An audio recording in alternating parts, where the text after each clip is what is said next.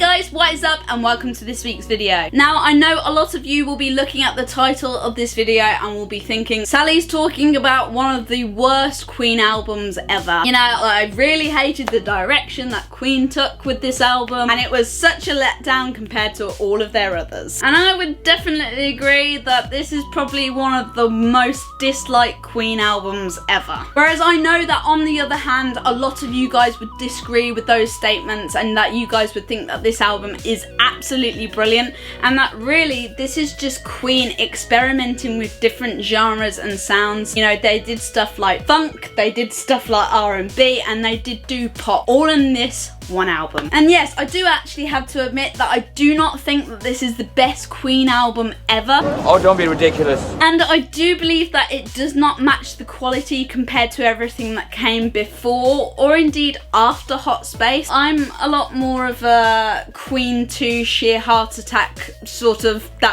you know, those are my favourite albums ever. So, you know, my feelings about this album are very mixed, and I thought that really this would be a really interesting topic to discuss in this video. Now about this album, I do believe that this was a very heavily influenced Freddie and John album. I know that some of you know that Freddie hung around with Paul Prenter at this time, but really I do believe that some of this influence came from Freddie himself. As a musician, you do want to compare yourselves to all different sorts of artists at the time. That is what Freddie wanted to achieve. As a musician, you do feel like you just want to change little bits about what it means to be the band or the musician or the artist. And generally I think it was also influenced by John too, because obviously John likes the disco sort of music at the time as well. And I think it's because of that why I think this album somewhat fails in terms of Queen's history. Really, it doesn't feel like it's all of them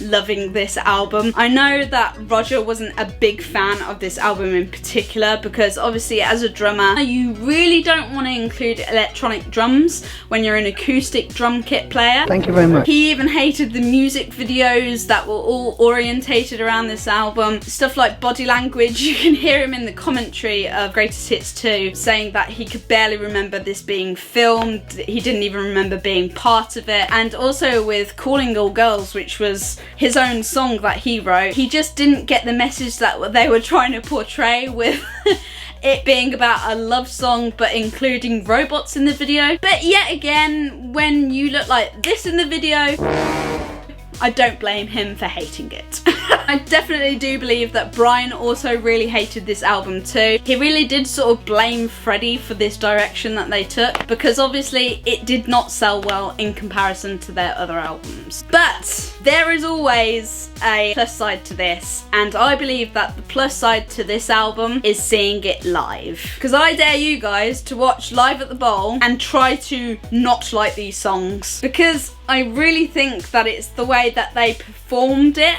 live as a band together that makes you actually kind of like the album. You know, Live at the Bowl is truly one of my favourite concerts in all of Queen's history. I do think it's definitely underrated, that is for sure. Songs like Stay in Power and Action This Day are actually quite heavy sounding live, and it works really well with how they all play their own instruments. You know, it definitely sounds like more of a band compared to someone playing beats on a keyboard or through an electronic drum kit, that is for sure. And generally that is one of the reasons why I actually quite like Hot Space. I generally do think that a lot of Queen fans are quite harsh about this album because even at the time people used to hold up at their concerts signs that used to say disco sucks. And Freddie, being classic Freddie as he used to be, he used to say, I mean, it's only a bloody record. People get so excited about these things. And I do believe that statement is absolutely true, because especially now,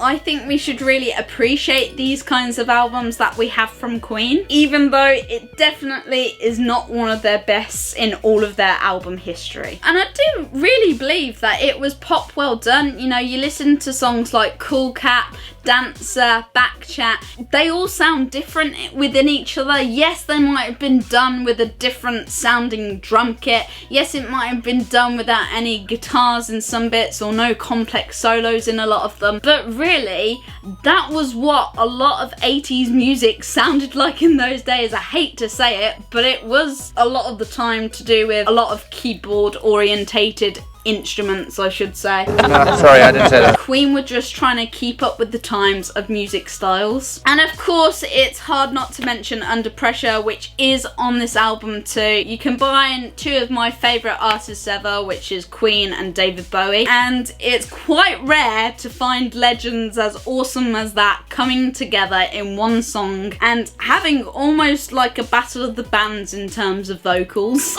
David Bowie got higher, Freddie got higher, and I think it sounds like a musical explosion, which is what you sort of want in these kinds of songs. It's true, you definitely cannot compare this album to albums like Sheer Heart Attack, Queen 2, Jazz. Any of those you cannot compare it to because it is a completely different style. They did something which as a rock band is really hard to do, which is to conquer all different sorts of genres of music. Because if you think about it, they did opera, they did rock, they did pop, now they did R&B, and they did funk. They explored all different sorts of areas of music, and sometimes that is actually really hard to do as a band, especially when your reputation is on the line, because obviously the album that came before Hot Space was The Game, which was #1 in America, it was #1 in the UK. It was just really, really hard for them to compete with something like that. And I know that with a lot of musicians, they think, okay,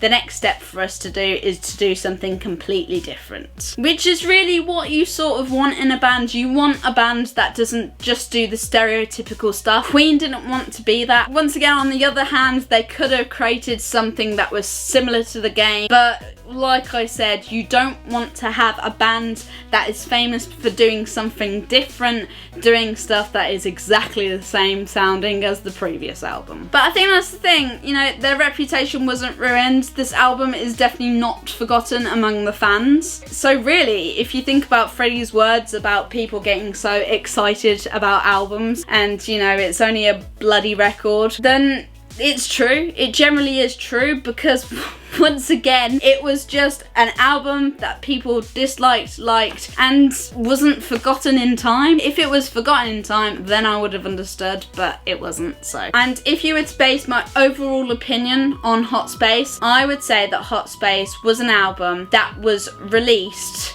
at the wrong time, because I think if Queen were around today, a lot of positive and good responses would have happened about this album. I know that some of you will be saying I still hate it, I still do not think that it's the best album ever, but I really do think there are both pros and cons to this album. Like I said, if this was done today's standards, I think it would have done really well. It was just released in the wrong time, definitely, and it felt like it wasn't a band effort. Honestly, I do believe that all Queen wanted to do was just keep up with the times. I love some of these songs, both the recorded versions and the live versions, and I think definitely if they were released today, artists of today would actually have a lot of competition with Queen. Do let me know in the comments down below what you guys think of Hot Space. Do you think Queen fans are a little bit too harsh on it, or do you think that actually it's probably not their best album and you absolutely loathe it? Also guys, if you could also have a look in the description box down below, there is a link on there to a video called We'll Get Through This. I have been included in an online collaboration with Khaled Pan, as well as all different sorts of musicians across the globe. It was an amazing project to be a part of, so if you guys could go and check out that video, give Khaled a like and a subscribe as well. And as always guys, if you did enjoy this video, please do not forget to click that thumbs up button, and if you haven't already, please go and click that subscribe button, and I shall see you in a video very soon. Bye!